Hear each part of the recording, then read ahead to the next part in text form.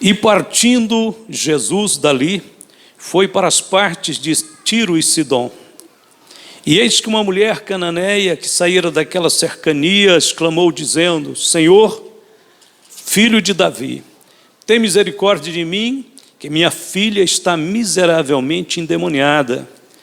Mas ele não lhe respondeu palavra. E os seus discípulos, chegando ao pé dele, rogaram-lhe dizendo: despede-a, que vem gritando atrás de nós. E ele respondendo disse: eu não fui enviado senão as ovelhas perdidas da casa de Israel. Então chegou ela e o adorou, e adorou-o, dizendo: Senhor, socorre-me. Ele, porém, respondendo, disse: não é bom pegar o pão dos filhos e deitá-lo aos cachorrinhos. E ela disse: sim, Senhor, mas também os cachorrinhos comem das migalhas que caem da mesa dos seus senhores. Então respondeu Jesus e disse-lhe: ó mulher, grande é a tua fé, seja isso feito para contigo como tu desejas. E desde aquela hora a sua filha ficou sã. Vamos orar mais uma vez. Querido Deus e Pai, no santo nome de Jesus, queremos ouvir a tua palavra, queremos aprender com o Espírito Santo. Fala hoje conosco, ensina-nos, toca-nos, transforma-nos. Nós te pedimos em nome de Jesus. Amém? Podeis sentar. Glórias a Deus. Esta foi a mais longa viagem de Jesus. Cerca de 200 quilômetros ao norte de Jerusalém, entre a Síria e o Líbano. Contextualizando, Jesus estava caminhando, tinha saído ali da Judeia ou da Galiléia, não me lembro agora, mas de Israel, e ele ia subindo em direção ao lugar onde aconteceu o grande terremoto essa semana, trágico, dolorido, muito ruim, muita morte, muita gente machucada, muita destruição. Jesus não foi até ao lugar onde esse terremoto aconteceu, mas ele estava indo naquela direção. A Bíblia diz que os moradores daquela região por onde Jesus deslocava, ia caminhando, eram cananeus. Basta você lembrar no Velho Testamento quem eram os cananeus. Os cananeus eram povos pagãos, idólatras, os piores daquela região, que tinham um remanescente permanecido ali por longos séculos, viviam ali em Canaã. Eram os moradores primitivos de Canaã quando Abraão chegou ali. Causaram muitos problemas para Israel, contaminaram algumas vezes Israel com seus pecados, seus deuses falsos, etc. Então esta mensagem que o Senhor Jesus nos traz nesta noite, do seu contato com os cananeus, é uma mensagem de grande esperança a todos os povos, porque se Jesus deslocou de Israel até esta região, até este lugar, com certeza não foi no intuito apenas de conhecer a região, ele foi lá para fazer a obra de Deus a favor daqueles pobres e miseráveis cananeus, que eram desprezíveis aos olhos dos judeus, mas o Senhor Jesus amou a todos. Esta mensagem pode ser dividida em 4 tópicos. Vamos imaginar que eu estivesse ensinando uma classe de estudos bíblicos de seminaristas como preparar uma mensagem. Eu diria, olha, pode dividir, pode separar essa mensagem em 4 tópicos. O primeiro, a prova da fé. O segundo tópico, a perseverança da fé. O terceiro tópico, o louvor da fé. E o quarto, a recompensa da fé. Mas eu não vou falar propriamente ponto a ponto. Eu já quero entrar no texto bíblico como se fosse uma pregação expositiva, mas obedecendo mais ou menos essa linha que eu já antecipei. Primeira coisa que precisamos entender, aprender aqui, é que quando Jesus foi e chegou naquelas regiões cananeias, entre Tiro e Sidom, Hoje é Líbano ali. A Bíblia diz que Jesus não queria ser reconhecido ali. E ele foi para uma casa, a Bíblia não dá maiores detalhes, certamente alguém que ele conhecia. E ele ficou ali como que escondido. A Bíblia diz que ele se ocultou. E aí estava talvez primeiro momento da provação da fé. O fato de Jesus chegar naquela região, muitas pessoas certamente com grandes problemas, mas o Senhor se ocultou. Ele não quis demonstrar, não quis parecer, mas a Bíblia diz que de fato alguém viu. E alguém rapidamente começou a comentar.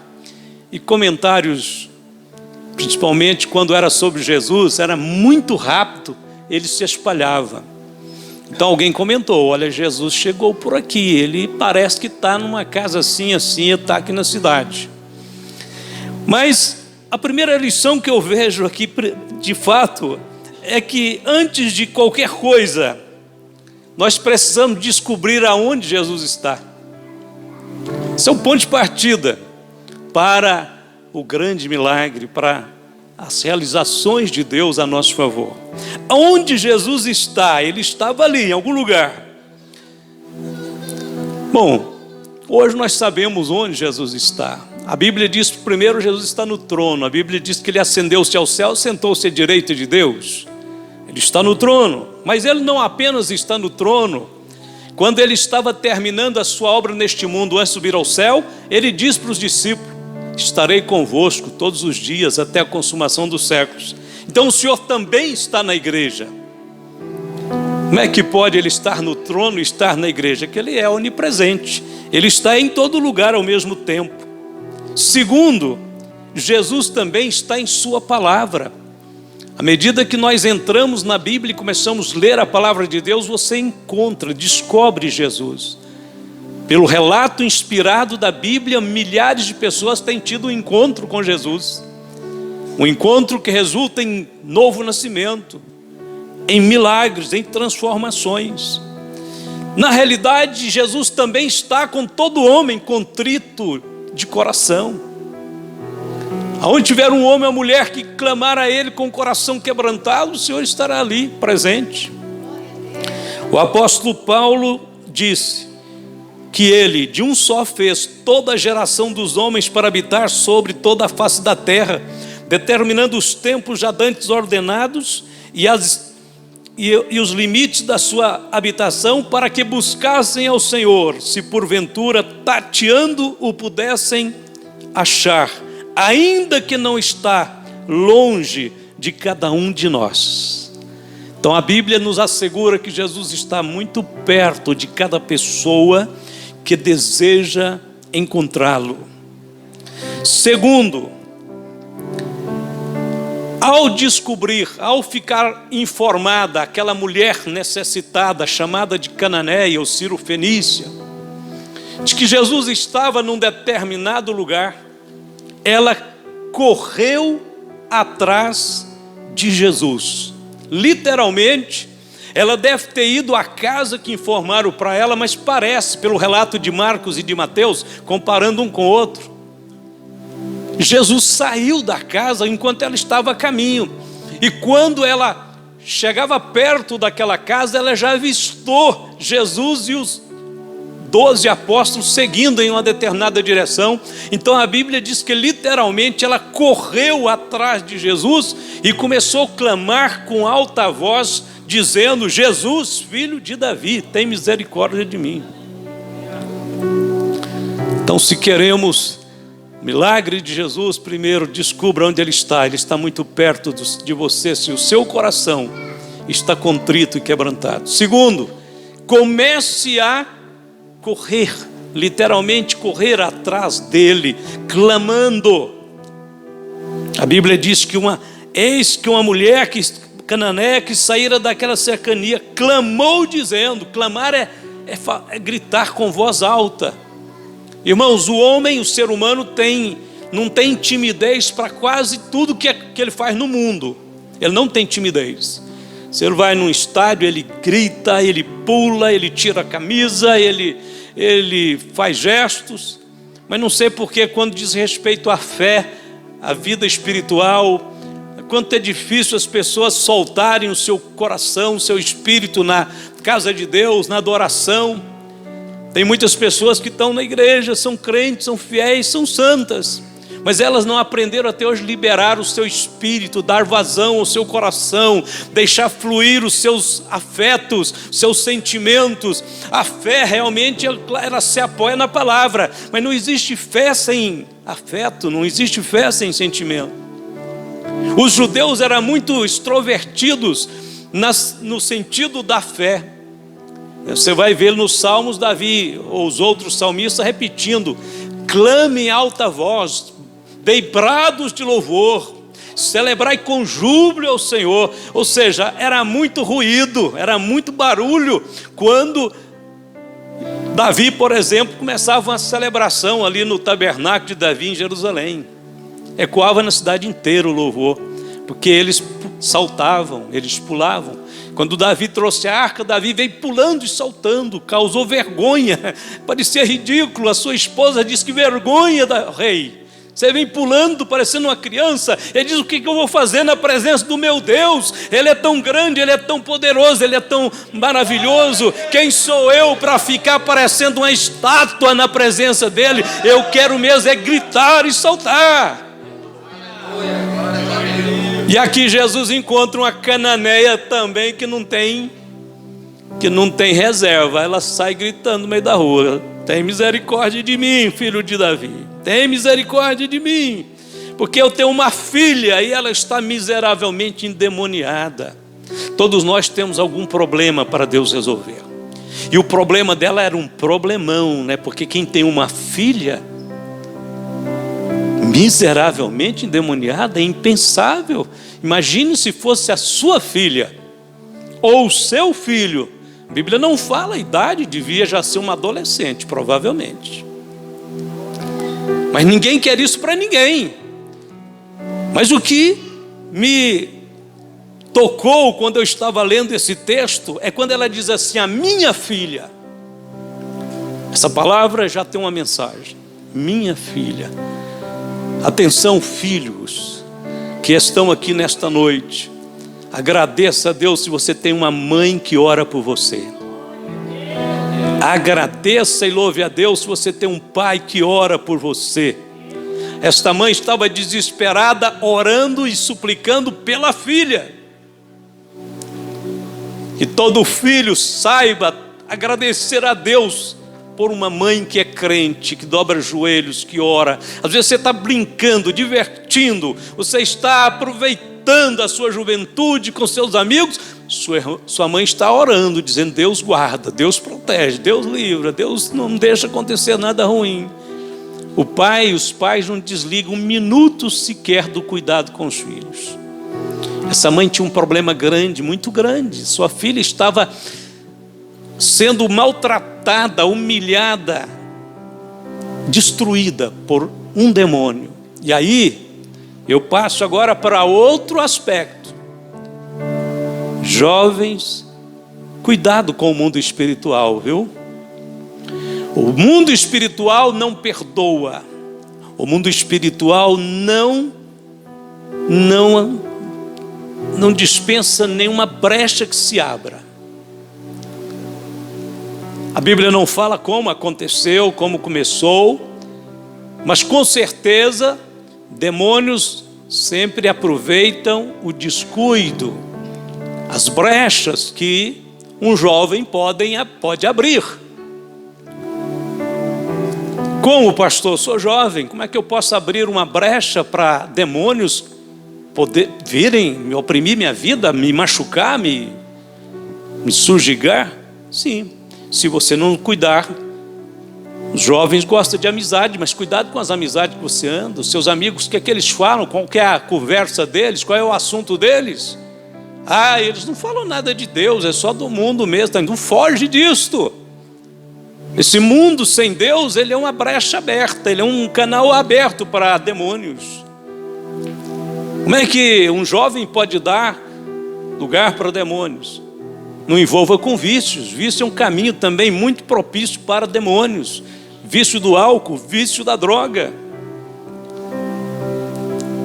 vício de outras sortes de coisa, pornografia, internet mal usada inadequadamente, televisão inadequado, filmes imorais, violentos, namoro mundano. Pastor, nós nos amamos e tal, a gente então gosta muito de estar junto. No namoro tem limites, não vale tudo não. Você pode ter todo cuidado com o seu namoro, porque senão pode abrir brecha para demônio. O demônio gosta de carne, de descuido espiritual. Namoro é momento de diálogo, não é momento de contato físico. Em nenhum momento, pode namorar 10 anos que não pode ter contato físico no namoro. E no noivado também não, é só o casamento que autoriza o rapaz e a moça colar um no outro, acariciar um ao outro, despertar um no outro os desejos sexuais, satisfazê-los. Só no casamento. Fora disso, pode ser brecha para demônio. Essa menina estava endemoniada, não fala por quê, mas não foi à toa. Foi por alguma razão muito singular, muito apropriada, pertinente à vida das paixões da juventude, que a Bíblia diz que devemos fugir delas. O fato é que o problema está aí. Agora é correr atrás daquele que pode resolver. Louvado seja Deus que Jesus veio para resolver todos esses problemas. Não importa por onde você andou, não importa as coisas que você fez, venha para Jesus correndo, pede perdão, pede misericórdia. Jesus está pronto para libertar e repreender os demônios e as forças malignas. Só Ele pode, mas Ele fará para aqueles que buscarem a face dEle. Mas a Bíblia diz que Jesus não lhe respondeu palavra. Esteja preparado, irmão e irmã, todos nós, para lidar com o silêncio de Deus. O silêncio de Deus, a maior prova, uma das coisas que mais prova a nossa espiritualidade, nossa fé, é o silêncio de Deus. Você está orando por um assunto e não tem resposta. Deus não te dá nenhum sonho, não usa ninguém para te levar uma mensagem, não tem há um toque sobrenatural para te convencer que é Deus mesmo que está agindo. E você fala, o que eu faço? O Senhor não lhe deu palavra, não lhe respondeu nada com todo aquele problema e desespero dela. Os discípulos já estavam incomodados. O Senhor despede essa mulher. Ela vem gritando atrás de nós. Não lhe respondeu palavras. Mas Jesus, irmãos, se você tem que ler a Bíblia e continuar lendo, porque tem orientação para tudo. Jesus explica como lidar com essas situações desse tipo. Estou orando a Deus, mas não tenho resposta. O que eu faço? Jesus contou 2 parábolas sobre o que a gente tem que fazer quando não tem a resposta no momento que a gente quer, que a gente precisa. Você fala, mas não veio a resposta, eu não estou ouvindo Deus falar comigo. Deus está calado. Sabe quais são as duas parábolas bem claras nesse sentido? Primeiro, o Senhor Jesus contou aquela parábola do amigo importuno, lembra? Chega um amigo em casa, ele não tem pão para receber o hóspede, já era meia-noite, e ele sai e vai na casa do vizinho, bater na porta para pedir ao vizinho pães. O vizinho grita lá de dentro, olha, não posso te dar, porque eu já estou deitado, meus filhos estão comigo, e eu não posso te dar. E o homem continua batendo. Diz, mas eu preciso, por favor, eu tenho um hóspede, eu não posso despedi-lo com fome, ele não pode dormir com fome, me ajude. Jesus disse assim, se aquele amigo não der o pão por causa da amizade, vai dar por causa da importunação. E o homem diz na parábola de Jesus, para que ele não me importune mais, então vou atendê-lo. Jesus disse assim, não parem de orar. Se você orou uma vez e não tem resposta, continua orando. Aquele homem relutante, que parecia que não queria dar o pão, acabou dando o pão. Jesus depois explica que Deus Pai, Deus Todo-Poderoso, mesmo que Ele pareça que não quer dar, se você continuar orando, Ele vai te dar. Porque na realidade Ele quer te dar. Mas você tem que continuar perseverando. A segunda parábola foi aquela da viúva e o juiz iníquo. Havia numa cidade um juiz iníquo, não temia Deus nem os homens. Tinha uma viúva que tinha uma causa, ia no tribunal todos os dias pedir para o juiz fazer justiça para ela. Mas aquele homem era iníquo, era perverso, disse: não vou resolver seu problema, pode ir embora. Ela voltava, ele dizia não, voltava, não. Até que um dia ela disse, o juiz disse, Jesus falando, hein? Jesus disse: olha, para que ela não me importune muito, eu vou resolver logo essa causa dessa viúva. Jesus disse assim: ouvistes o que disse o juiz iníquo? Por conta da insistência dessa mulher, ele atendeu o seu pedido quando ele dizia que não queria atender, mas acabou atendendo. Aí Jesus fala assim: se vós, sendo maus, saber dar boas coisas aos vossos filhos, quanto mais o vosso Pai Celestial dará o bem para aqueles que lhe pedem. Pedi, e dar-se-vos-á, buscai e achareis, bater-se-vos-á. Ou seja, Jesus diz qual é a atitude de alguém que está orando e Deus parece não estar ouvindo. Continuar orando. Continuar orando, porque Deus vai dar. É só uma questão de perseverança. Por que acontece isso? A prova da fé. O Senhor está provando a fé. Dever então nosso de orar sempre e nunca desfalecer. Pouco tempo atrás eu estava com as questões que precisava ter interferência de Deus pôr a mão para resolver. Eu falei: e agora? Eu preciso de orar mais, preciso de buscar mais a Deus, porque a situação chega e você foca mesmo naquilo, né? Vamos orar, vou buscar a Deus. Mas não é só orar. E aí eu pensei comigo mesmo: eu vou jejuar também. Eu jejuar porque eu preciso de Deus interferir aqui. Eu não quero pôr a minha mão, porque eu posso trazer mais estragos. Então eu quero Deus agindo. E aí eu fiz um propósito de oração e jejum. Aí comecei a orar, jejuar. Primeiro dia, segundo dia, jejuar uns dias, vários dias. Mas no segundo dia que eu estava jejuando, eu ia jejuar de manhã até mais tarde. Mas no segundo dia que eu estava jejuando, eu cheguei em casa, dentro do propósito, daí entregar o jejum lá na frente, demorava algumas horas. Mas a irmã Eleusa estava assando um biscoito de queijo, e deu aquele cheirinho gostoso e tal. Eu cheguei e falei: não, mas está repreendido, em nome de Jesus. Mas aí eu dei uma volta dentro de casa e disse: mas parece que está difícil esse negócio. Não sei nem se Deus está recebendo também. Não, mas está repreendido de novo. Deu outra volta, cheguei e falei: mas também não tem problema nada, né? Começou um biscoito. Peguei logo um biscoito, copo de leite, tomei, comi, mastiguei. Estou bem, mas quebrei o jejum. Aí tudo bem, fiquei quieto. Falei: agora é começar tudo de novo, né? Depois que eu já tinha comido o biscoito, eu falei: agora é começar de novo. Mas eu vim para a igreja no outro dia, 2 dias depois, uma irmã, no final do culto, chegou perto de mim: pastor, eu queria contar um sonho para o senhor. Mas o senhor não fica bravo comigo, não. Eu falei: não fico bravo de jeito nenhum, pode contar. Na realidade, eu não sei por que as pessoas ficam pensando que eu vou ficar bravo. Não sei. Eu só não fiquei bravo na realidade. Eu só tive que corrigir um sonho. Toda a minha vida, Deus me deu muita graça para interpretar sonhos. E eu só corrigi um sonho uma vez com a outra irmã. Chegou para me contar dizendo que tinha tido uma revelação do céu no sonho. Eu falei: é mesmo? Mas eu fiquei curioso, falei para ela me contar. Ela falou assim: eu sonhei que eu tinha chegado no céu. Quando eu cheguei, eu olhei assim, tinha um sofá velho num canto, tinha um homem com um facão na mão, tinha um galo cantando em cima de uma porteira. Eu falei: não, pode parar, irmã. O problema do seu sonho é o endereço, não é esse lugar, não era o seu, não. Foi o único sonho que eu corrigi. Eu tentei corrigir a irmã. Falei: não, está tudo errado, você já começou com o endereço errado. Mas deixa eu voltar no sonho, que realmente tinha sentido verdadeiro.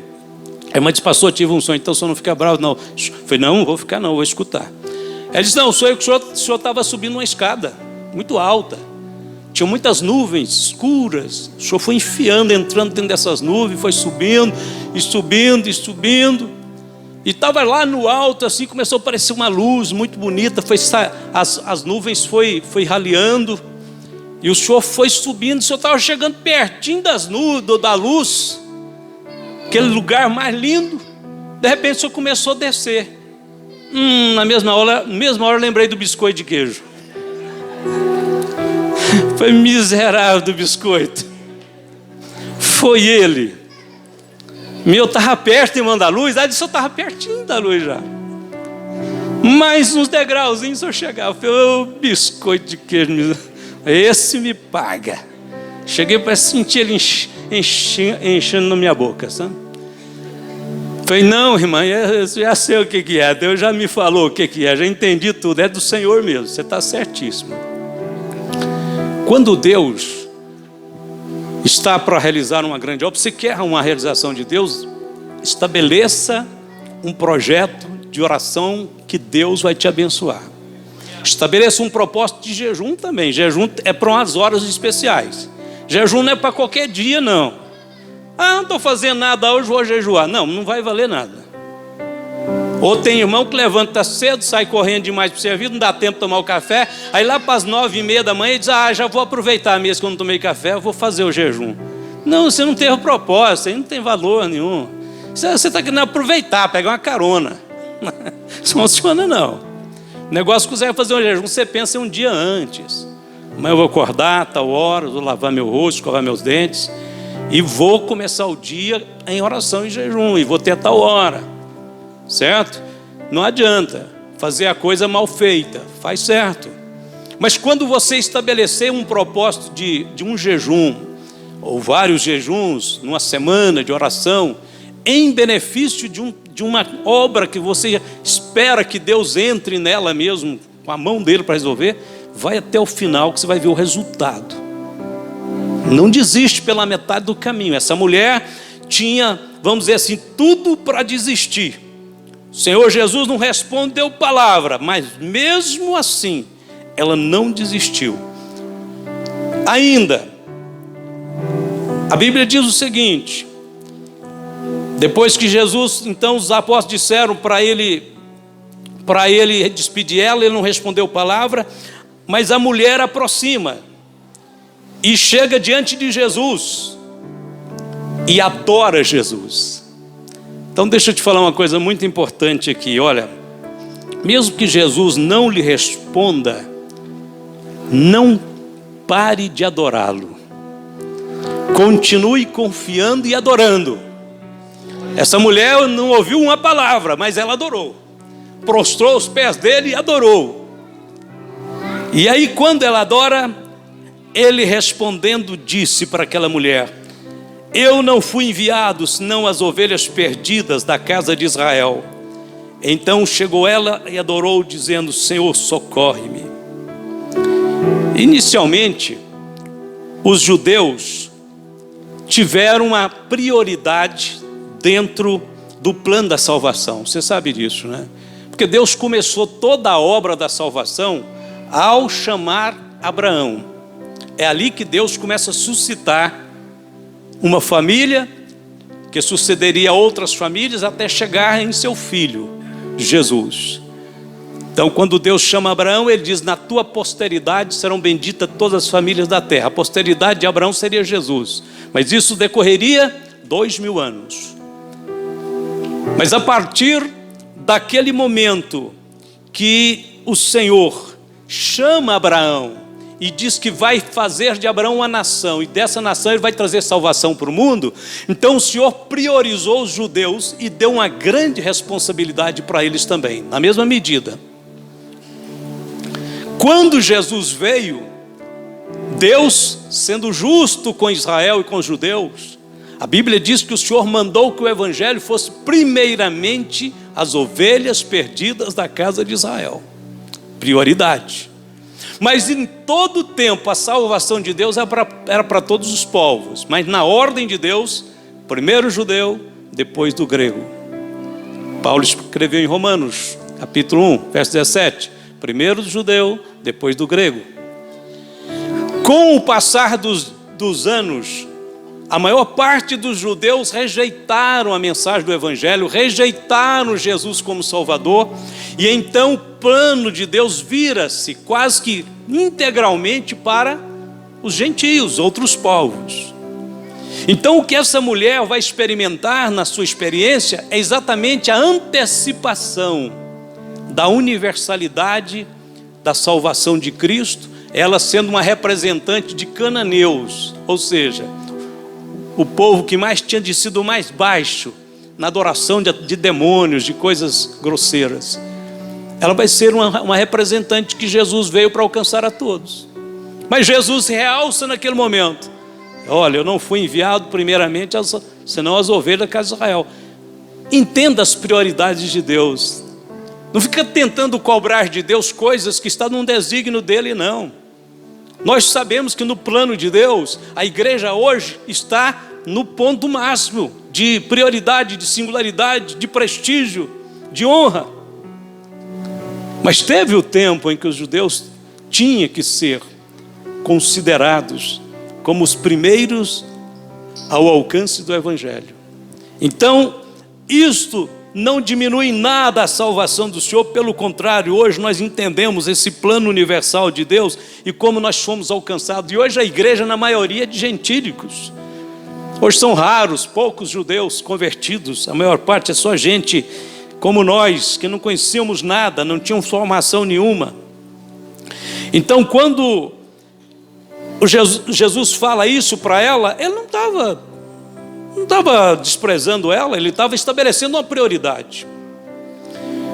Mas tem mais um detalhe. Quando ele diz para ela isso, ela continua rogando a ele que ele a socorresse. Jesus disse assim, olha como ele diz: não é bom pegar o pão dos filhos e deitá-lo aos cachorrinhos.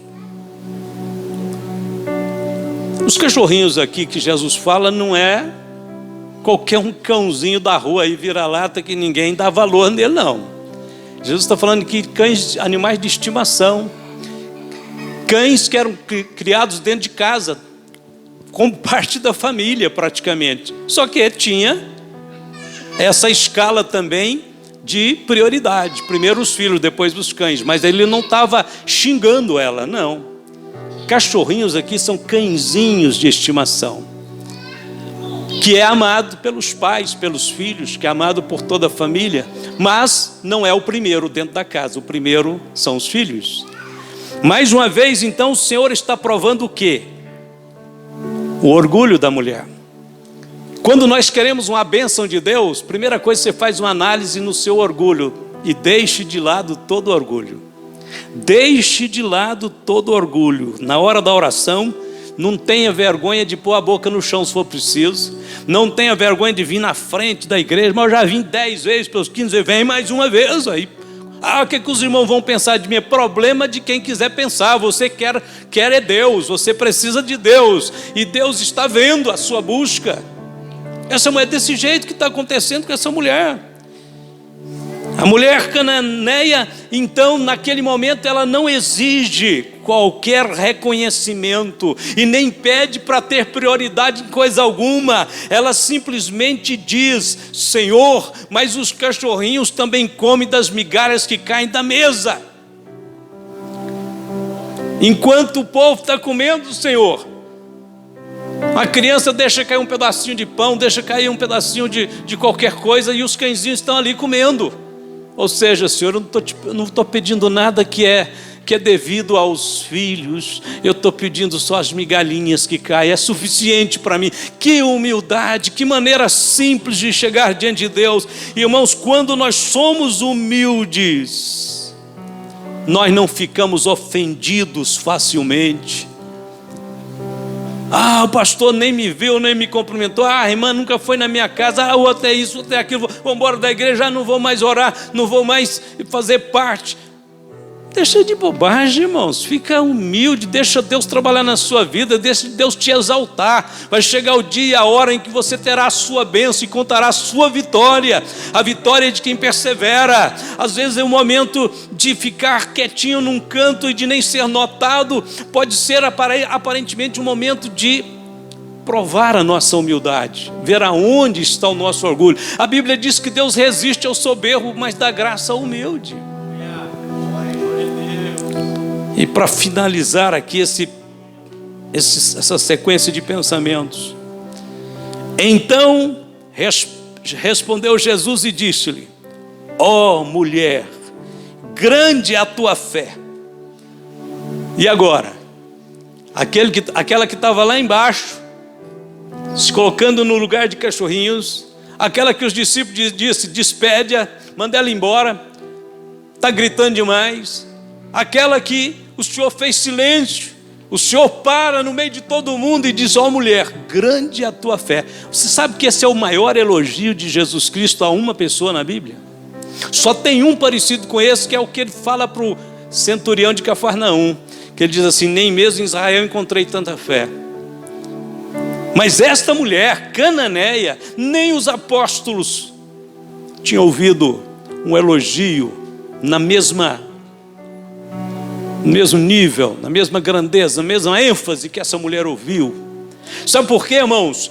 Quanto mais a sua capacidade para descer, para ser pequeno, para ir lá embaixo e deixar Deus trabalhar na sua vida, ser paciente, também vai ser da sua vitória, da proporção em que Deus vai te elevar, porque a Bíblia diz que Deus dá graça aos humildes, Deus eleva os humildes. A Bíblia diz que aquele que exalta será humilhado, mas aquele que humilha será exaltado. Esse foi a mesma palavra que Pedro disse para todos os cristãos no mundo. Pedro disse assim: para que a prova da vossa fé, muito mais preciosa do que o ouro, que perece e é provado pelo fogo, se ache em louvor e honra e glória na revelação de Jesus Cristo. 1 Pedro 1,7. Pedro está dizendo assim: você perseverou na fé, você foi um cristão firme, andou com Jesus, não deixou que nada te desviasse dele, aguentou firme, suportou, andou, seguiu. Pois é, quando você chegar no céu, você terá um louvor, você será honrado, homenageado. A sua fé foi provada, mas é a fé provada que tem valor. Esta é a fé que você não encontrou ela aí pelo meio do caminho, não, você cultivou. Ela não é uma fé emprestada, ela é sua. Ela não é uma fé que desiste, ela é uma fé que vai até o fim.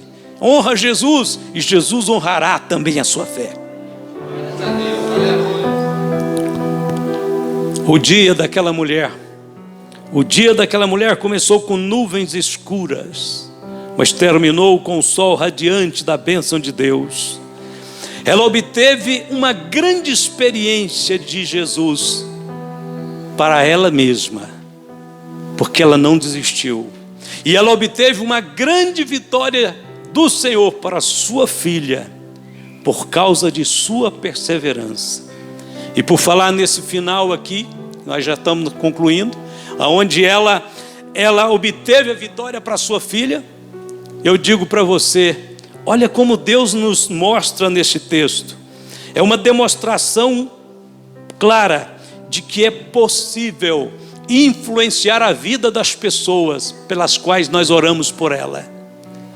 Aquela mulher orou pela filha, e naquele momento o Senhor Jesus, depois de dizer que a sua fé era muito grande, disse: vai, porque por esta tua palavra a tua filha está curada. Aquela filha não saiu de casa. Provavelmente aquela filha nem tinha fé.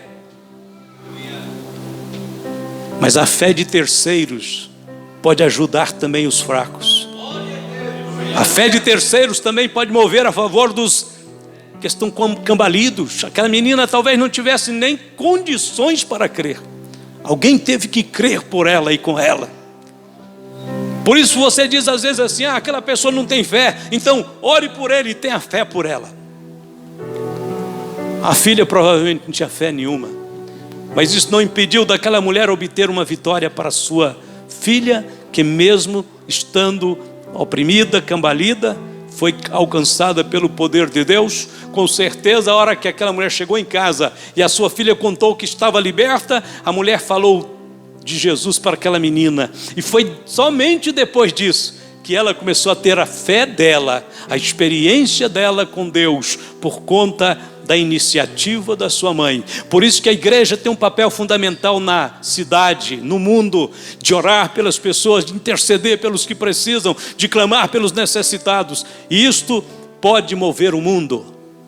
Deus nos colocou aqui para ter fé, para ajudar os que creem, os que não creem, os que querem, os que não querem, os que estão sãos, os que estão doentes. Deus nos colocou aqui para fazer mudar coisas no âmbito espiritual. Você acredita nisto? Glória a Deus. Vamos ficar de pé nesse instante.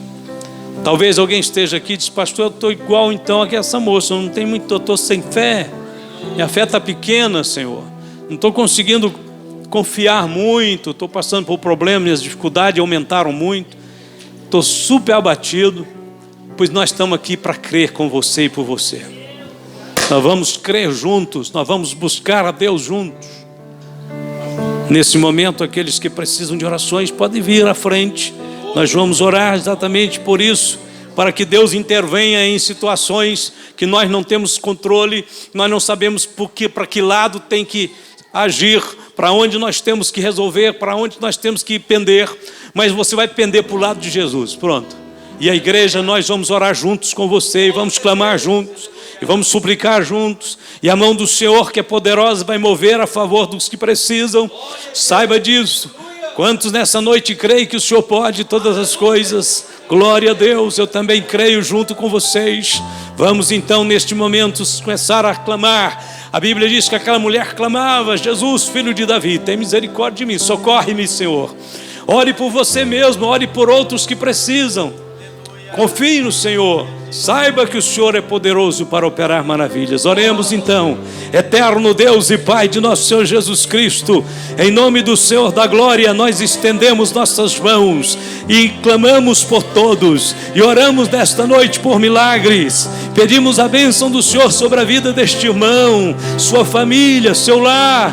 Filhos, abençoe, Senhor, esta irmã, abençoe, Senhor, este casal. Oh Deus, manifesta a tua glória a favor dos necessitados, Senhor. Em nome de Jesus, vem tocar, vem trazer saúde ao que está enfermo, vem trazer alegria e paz ao coração aflito, vem manifestar a graça e o poder de Deus. Sabemos que tu podes todas as coisas, porque o Senhor nos incentivou a orar, a confiar, a bater na porta, a insistir, a voltar e ter cada dia, ó Deus, uma certeza de que o Senhor está no comando de todas as coisas. Em nome de Jesus, em nome de Jesus, nós tomamos autoridade contra as forças do mal, contra os demônios, contra a obra de Satanás. Pelo poder do nome de Jesus, cai por terra toda posição, tudo que se levanta contra o teu povo, tudo, Senhor, que esteja, Senhor, apontado contra a vida de teus filhos. Nenhuma arma vai prosperar,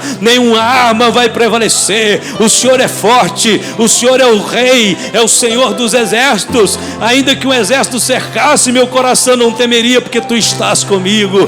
Glória a Deus que nos ama. Em nome de Jesus, nós oramos agora para o mover santo do Espírito de Deus na vida de cada um. Em nome do Senhor Jesus, Espírito de Deus flui, toca, levanta este coração, dá, Senhor, revelações, dá visões do Espírito, dá, Senhor, a direção e a força. Em nome de Jesus, em nome de Jesus, nós oramos pedindo, agradecendo e louvando o seu nome pela vitória, porque tu podes todas as coisas, porque tu és o mesmo ontem, hoje e eternamente, porque nós te adoramos eternamente, Senhor.